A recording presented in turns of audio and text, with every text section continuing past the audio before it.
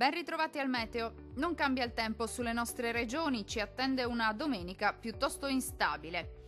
Nel dettaglio sul Veneto avremo molte nubi sin dal mattino, con piogge e temporali diffusi un po' su tutti i settori. Dal pomeriggio qualche schiarita in più a partire dalle province meridionali, entro la serata fenomeni in cessazione su tutto il territorio regionale. Temperature minime tra 14 e 17 gradi, massime comprese invece tra 19 e 23 gradi circa. Vediamo ora che tempo farà sul Friuli Venezia Giulia. Poche novità, anche sulla nostra regione dominerà il maltempo. Il cielo sarà molto nuvoloso con fenomeni temporaleschi piuttosto frequenti, specie nella prima parte della giornata.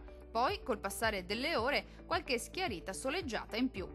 Temperature minime tra 15 e 16 gradi, valori massimi oscillanti invece tra 18 e 19 gradi circa.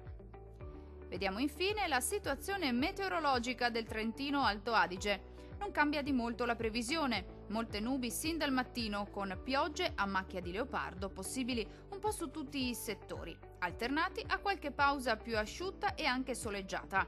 Migliorerà ovunque entro la nottata. Temperature minime sui 14 gradi, massime comprese invece tra 21 e 23 gradi. Dal meteo di Antenna 3 è tutto, arrivederci al prossimo aggiornamento.